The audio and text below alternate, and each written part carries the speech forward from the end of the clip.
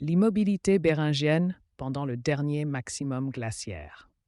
Durant ce dernier maximum, il y a environ 26 000 à 19 000 ans, de vastes portions de la Terre étaient recouvertes de glace, transformant les paysages et influençant la survie même des populations humaines. En Amérique du Nord, la situation était particulièrement dramatique, car d'immenses calottes glaciaires recouvraient une grande partie du Canada et certaines parties du nord des États-Unis. Pourtant, au cœur de cette étendue gelée se trouvait la Béringie, une terre qui servit à la fois de refuge et de passage aux premières populations humaines. Cette région, qui s'étendait de l'actuelle Sibérie à l'Alaska, était caractérisée par un écosystème unique fournissant des ressources essentielles aux petits groupes humains qui l'habitaient. Au plus fort des conditions glaciaires, la Béringie est apparue comme un corridor libre de glace, flanqué d'imposants glaciers qui sculptaient le terrain environnant. L'environnement n'était pas le désert inhospitalier auquel on pourrait s'attendre. C'était plutôt une mosaïque de toundra, de prairies et de zones humides, grouillantes de vie. De grands herbivores comme les mammouths, les bisons et les caribous parcouraient les plaines, tandis qu'une variété de petits gibiers, de poissons et de plantes comestibles permettait aux habitants de subvenir à leurs besoins. Cette riche biodiversité a permis un mode de vie de subsistance adaptable et durable, permettant aux premiers peuples de prospérer dans l'isolement. Le concept de l'immobilité béringienne suppose que les populations humaines ont été bloquées dans cette région pendant des milliers d'années en raison des conditions climatiques difficiles et de l'étendue de la couverture glaciaire qui ont entravé la migration vers le sud. Des vestiges archéologiques suggèrent que ces premiers groupes, souvent appelés les Béringiens, ont développé des adaptations culturelles distinctes à leur environnement durant cette longue période d'isolement. Ils sont devenus experts dans la chasse à la mégafaune qui peuplait leur territoire et ont récolté une grande variété de ressources végétales, faisant preuve d'une grande ingéniosité dans un paysage imprévisible.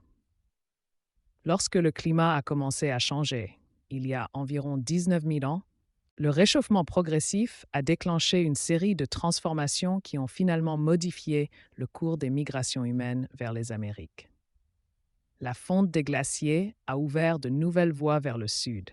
La plus importante de ces routes était le corridor intérieur, un passage à travers le continent nord-américain, devenu de plus en plus accessible il y a environ 13 000 ans. Cependant, avant l'émergence complète de ce corridor, la route côtière, souvent appelée route du Varech, offrait une voie de migration alternative pour ceux qui cherchaient à s'étendre au-delà de la Béringie. L'autoroute du Varech n'était pas seulement une caractéristique géographique, mais aussi un riche corridor écologique. Les chasseurs-cueilleurs côtiers exploitaient probablement les abondantes ressources marines, poissons, crustacés et mammifères marins, qui prospéraient le long du littoral pacifique. Les forêts de Varech fournissaient non seulement de la nourriture, mais aussi des matières premières pour les outils et les abris. En s'aventurant vers le sud, le long de la côte, les groupes ont dû découvrir des environnements variés, notamment des estuaires et des embouchures de rivières, propices à la pêche et à la cueillette. Cette adaptation maritime a mis en valeur l'ingéniosité des premiers peuples, qui ont su utiliser les ressources à leur disposition de manière innovante, jetant ainsi les bases des cultures côtières ultérieures. Tandis que certains groupes se déplaçaient vers le sud en empruntant les eaux côtières, d'autres commencèrent à explorer le corridor intérieur à mesure qu'il s'ouvrait. Cette transition marqua un tournant important dans le peuplement des Amériques. En se dispersant, les populations apportèrent avec elles les connaissances culturelles et les technologies acquises durant leur séjour en Béringie. Les archives archéologiques révèlent des preuves de ces migrations à travers divers sites à travers l'Amérique du Nord, y compris la célèbre culture Clovis, apparue il y a environ 13 000 ans, caractérisée par des outils en pierre distinctifs, optimisés pour la chasse au gros gibier. L'arrivée de ces premiers peuples sur de nouveaux territoires n'était pas seulement une question de survie. Elle reflétait une interaction complexe entre facteurs environnementaux, adaptation culturelle et dynamique sociale. La croissance démographique consécutive au réchauffement climatique et l'ouverture de nouvelles voies migratoires ont intensifié la concurrence pour les ressources. À mesure que les groupes s'installaient dans différentes régions, ils s'adaptaient à la diversité des paysages et des niches écologiques rencontrées, donnant naissance à des traditions culturelles et des modes de vie diversifiés à travers le continent. À la suite de ces migrations, l'héritage de l'immobilisme bérengien s'est manifesté dans la diversité génétique et culturelle qui allait caractériser les populations amérindiennes. Des analyses d'ADN anciens ont mis en lumière les liens entre ces premiers migrants et leurs descendants, révélant des schémas de divergence qui concordent avec les adaptations environnementales et les évolutions culturelles observées dans les archives archéologiques. La sépulture d'Anzik I, découverte dans le Montana et datant d'environ 12 600 ans, constitue un rappel poignant des profondes racines historiques de ces populations, les reliant à leurs origines béringiennes. À mesure que le climat continuait de se réchauffer et que les paysages évoluaient, les premiers habitants de l'Amérique du Nord se sont retrouvés confrontés à de nouveaux défis et à de nouvelles opportunités. La transition progressive du Pléistocène à l'Holocène a entraîné d'importants changements écologiques, notamment l'extinction de nombreuses espèces de la mégafaune. Ces changements ont contraint les populations humaines à adapter leurs stratégies de subsistance, s'appuyant moins sur la chasse au gros gibier et davantage sur une diversité de ressources. L'héritage de l'immobilisme bérengien allait se répercuter pendant des millénaires, façonnant le paysage culturel et écologique de l'Amérique du Nord et influençant les trajectoires des diverses sociétés autochtones qui allaient prospérer bien avant l'arrivée des Européens. En résumé, l'immobilité béringienne durant le dernier maximum glaciaire a marqué un tournant dans l'histoire des premières migrations humaines vers les Amériques. Cette période d'isolement a permis le développement d'adaptations culturelles distinctes parmi les premiers habitants de la Béringie, ouvrant la voie aux profondes transformations qui allaient suivre la dispersion des groupes sur de nouveaux territoires. L'interaction des conditions environnementales, de la disponibilité des ressources et de l'innovation culturelle a créé une toile de fond dynamique pour le peuplement de l'Amérique du Nord, soulignant la résilience et l'adaptabilité des premières populations humaines face à un monde en mutation. Dispersion depuis la Béringie, routes côtières et intérieures. La dispersion des peuples de Béringie marque un chapitre crucial de l'histoire des migrations humaines vers les Amériques. Alors que la planète sortait de l'emprise du dernier maximum glaciaire, le paysage de l'Amérique du Nord a commencé à changer radicalement, offrant de nouvelles opportunités et de nouveaux défis aux premiers habitants. L'isolement des populations de la Béringie et de ses environs, un pont terrestre reliant l'Asie et l'Amérique du Nord, a jeté les bases d'une série de migrations qui allaient façonner le tissu démographique et culturel du continent. Avec le recul des calottes glaciaires, deux voies principales ont émergé pour la migration de ces premiers peuples. La route côtière longeant le littoral du Pacifique, souvent appelée route du Varech, et la route intérieure traversant ce qui allait devenir les Rocheuses canadiennes. Chaque voie offrait des avantages et des défis uniques, influençant le mode de vie de ceux qui l'empruntaient. La route côtière était particulièrement attrayante pour ses riches ressources marines. Les forêts de Varech, qui bordaient la côte pacifique, fournissaient une nourriture abondante, notamment des poissons, des crustacés et des mammifères marins. Des vestiges archéologiques suggèrent que les premiers peuples étaient experts dans l'exploitation de ces ressources, développant des techniques de chasse et de cueillette sophistiquées, adaptées à un environnement côtier.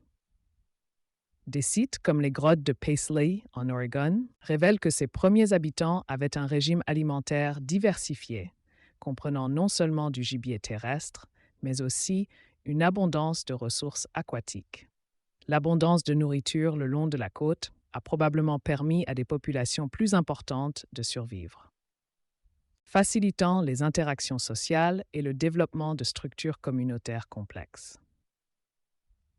La route du Varech offrait non seulement des moyens de subsistance, mais aussi un moyen de transport.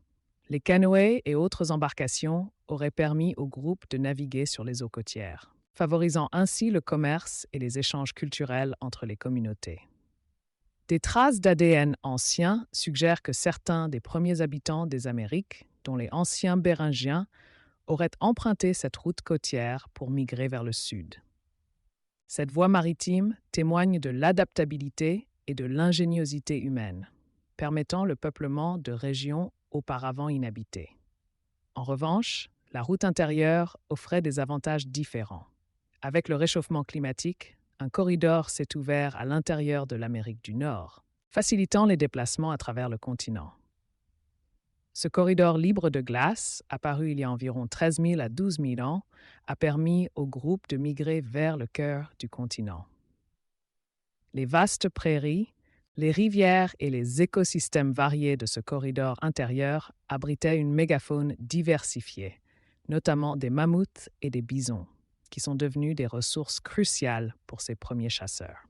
Des sites archéologiques, tels que le site de Galt au Texas et le site de Manus Mastodon à Washington, révèlent des informations sur les stratégies de chasse employées par ces premiers peuples.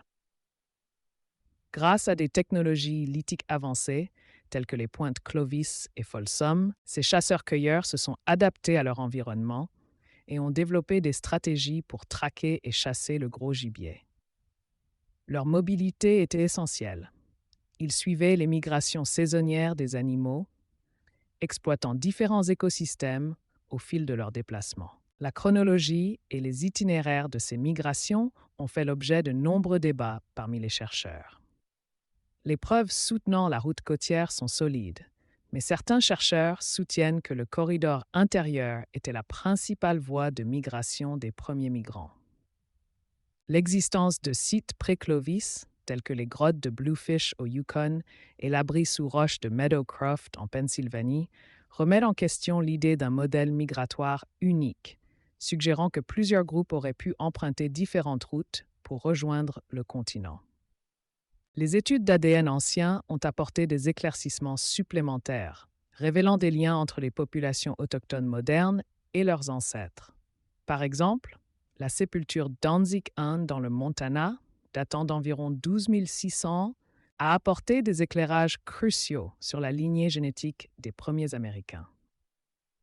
L'ADN de ce nourrisson ancien étaye les théories d'une ascendance commune avec les populations de Béringie, illustrant le réseau complexe de migration qui a suivi la dispersion de ces premiers peuples à travers le continent. À mesure que les groupes s'établissaient dans des environnements diversifiés, ils adaptaient leurs pratiques culturelles aux conditions locales. Les habitants des côtes du Nord-Ouest Pacifique, par exemple, ont développé des techniques de pêche complexes et des structures sociales fondées sur les riches ressources aquatiques dont ils disposaient. À l'inverse, ceux qui ont migré vers l'intérieur ont adapté leur stratégie de subsistance pour se concentrer sur la chasse au gros gibier, exploitant les vastes plaines et vallées fluviales qui caractérisaient le paysage. L'interaction entre ces deux routes, côtières et intérieures, témoigne du dynamisme des premiers déplacements humains en Amérique. Les fluctuations des conditions environnementales ont influencé les schémas migratoires. Le réchauffement climatique a non seulement facilité l'ouverture de nouvelles voies, mais a également modifié les écosystèmes dont dépendaient les premiers peuples, entraînant diverses adaptations et innovations. L'importance de ces migrations va au-delà de la simple survie. Elles ont jeté les bases du riche tissu culturel qui allait se développer à travers l'Amérique du Nord. À mesure que des groupes s'installaient dans de nouvelles régions, ils se forgeaient des identités distinctes, façonnées par leur environnement, leurs ressources et leurs interactions sociales. L'héritage de ces premières migrations résonne à travers les millénaires, influençant les paysages culturels des nations autochtones qui prospèrent encore aujourd'hui. En fin de compte, la dispersion depuis la Béringie incarne un parcours remarquable de résilience et d'adaptabilité humaine. En surmontant les défis d'un monde en mutation, ces premiers habitants ont préparé le terrain pour la diversité culturelle et démographique qui allait caractériser l'Amérique du Nord bien avant l'arrivée des Européens. Leurs histoires, gravées dans les archives archéologiques, nous rappellent l'histoire complexe et interconnectée qui précède l'ère moderne, offrant un aperçu de la vie de ceux qui ont été les premiers à habiter ce vaste continent. Première preuve archéologique de migration. L'exploration des premières routes migratoires vers l'Amérique du Nord est un voyage captivant qui révèle non seulement la résilience de l'esprit humain, mais aussi l'ingéniosité qui a défini les premiers peuples alors qu'ils s'adaptaient à un monde en évolution rapide. En nous plongeant dans les premières preuves archéologiques de ces migrations, nous découvrons des histoires gravées dans la terre, enfouies sous des couches de sédiments et préservées dans les artefacts laissés par ceux qui sont aventurés à travers des paysages vastes et dangereux. Les premières preuves convaincantes de la présence humaine en Amérique du Nord proviennent de sites datant de la fin du Pléistocène, il y a environ 15 000 ans. L'un des plus célèbres est celui des grottes du Poisson Bleu dans le territoire du Yukon, au Canada. Des chercheurs y ont mis au jour des restes d'animaux présentant des traces de découpe, suggérant une interaction humaine. Les ossements de la mégafaune préhistorique, dont des caribous et des bisons, ainsi que des outils en pierre, indiquent que ces premiers habitants chassaient, mais aussi exploitaient leur proie grâce à des techniques sophistiquées. Les implications de telles découvertes sont profondes, car elles révèlent un niveau de planification et d'ingéniosité qui remet en question notre compréhension des capacités cognitives de ces premiers peuples. Tout aussi important est l'abri sous roche de Meadowcroft, en Pennsylvanie, un site qui a fourni certaines des plus anciennes traces d'occupation humaine en Amérique du Nord. La datation au radiocarbone des artefacts situe la présence humaine à Meadowcroft entre 19 000 et 15 000 ans. Les couches de sédiments révèlent une séquence d'habitation continue, avec des outils, des foyers et des vestiges de repas, qui brossent le portrait saisissant d'une communauté vivant en harmonie avec son environnement. La diversité des artefacts découverts à cet endroit suggère un régime alimentaire varié, comprenant non seulement du gros gibier, mais aussi des petits mammifères, des poissons et des végétaux. Cette adaptabilité souligne l'ingéniosité des premières populations face aux défis du paysage post-glaciaire. Au Texas, le site Deborah L. Friedkin et Buttermilk Creek offre également des informations cruciales sur les premières migrations. Les fouilles sur ces sites ont révélé des outils associés à la culture Clovis, datant d'environ 13 000 ans. Les artefacts, notamment des pointes de projectiles et des lames de pierre finement ciselées, témoignent d'une technologie lithique hautement développée qui a permis à ces premiers peuples de prospérer face aux changements environnementaux. En substance, ces outils n'étaient pas seulement des instruments de survie. Ils étaient des symboles d'identité culturelle et d'innovation. Les vestiges découverts sur le site de Goat, dans le centre du Texas, approfondissent encore notre compréhension des premières activités humaines. Les chercheurs y ont découvert une séquence stratifiée d'artefacts suggérant une occupation de longue durée de la région. Ces artefacts, notamment des outils bifaciaux et des vestiges de structures d'habitation, témoignent d'une présence humaine durable. La stratigraphie indique plusieurs phases d'occupation, fournissant une chronologie qui nous permet de retracer l'évolution des premières pratiques culturelles sur des milliers d'années. Cette continuité d'habitation souligne l'importance de lieux spécifiques en tant que centre d'activité humaine, permettant l'interaction sociale et les échanges culturels. Les grottes de Paisley, en Oregon, enrichissent le récit des migrations vers l'Amérique du Nord. La découverte d'anciens coprolithes, des matières fécales fossilisées, a fourni une preuve directe de la présence humaine remontant à environ 14 000 ans. L'analyse ADN de ces coprolithes a révélé la présence de matières végétales, suggérant un régime alimentaire diversifié, notamment composé d'aliments cueillis. Les implications de cette découverte sont importantes, car elles remettent en question l'idée selon laquelle les premiers habitants dépendaient uniquement de la chasse pour survivre. Elles illustrent plutôt une stratégie de subsistance plus complexe, impliquant une compréhension approfondie de l'écosystème local. Dans l'État de Washington, le site de Manus Mastodon a livré des preuves remarquables d'une activité humaine associée à la mégafaune. La découverte d'une pointe de lance incrustée dans la côte d'un mastodonte offre une preuve tangible des pratiques de chasse des premiers Américains. Ce témoignage confirme non seulement les capacités de chasse de ces premiers peuples, mais illustre également la relation étroite qu'ils entretenaient avec la mégafaune qui parcourait le continent. Ces interactions ont sans doute été déterminantes dans le façonnement de leurs pratiques culturelles et de leurs innovations technologiques.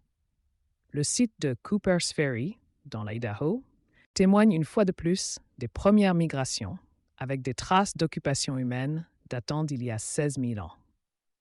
Les fouilles ont mis au jour une multitude d'artefacts, dont des outils et des traces d'utilisation du feu, suggérant que ce lieu était un lieu central d'activité sociale et de subsistance. La concordance de ces découvertes avec la chronologie globale des routes migratoires renforce l'importance de Cooper's Ferry comme point de passage crucial pour la dispersion des populations à travers l'Amérique du Nord. Ces premiers sites archéologiques contribuent collectivement à un corpus croissant de preuves illustrant un tableau complexe des migrations vers l'Amérique du Nord. La diversité des artefacts et la variété des sites indiquent que les premiers peuples ont employé de multiples stratégies pour s'adapter à leur environnement, empruntant à la fois les routes côtières et intérieures pour traverser le continent. La découverte d'ADN ancien, notamment à partir d'échantillons associés à la sépulture d'Anzikin dans le Montana, fournit un ancrage génétique permettant de retracer l'ascendance de ces premières populations, les reliant à des groupes autochtones ultérieurs tels que les Nadines et les Inuits Yupik. À mesure que les données archéologiques s'enrichissent, il apparaît de plus en plus clairement que les premiers habitants de l'Amérique du Nord n'étaient pas de simples nomades passifs.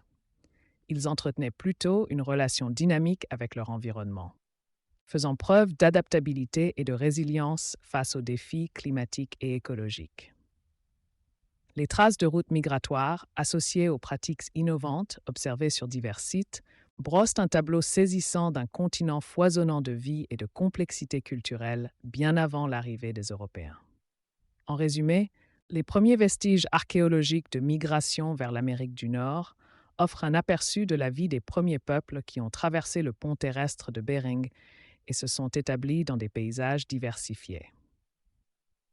Des grottes anciennes du Yukon aux abris sous roches de Pennsylvanie, chaque site contribue à un récit plus large de l'adaptabilité et de l'innovation humaine. L'étude continue de ces premières migrations enrichit non seulement notre compréhension du passé, mais met également en lumière la complexité de l'histoire humaine qui définit les Amériques. Civilizationbuilders.net, Amazon.com/Reconstruire la civilisation, une voix à la fois.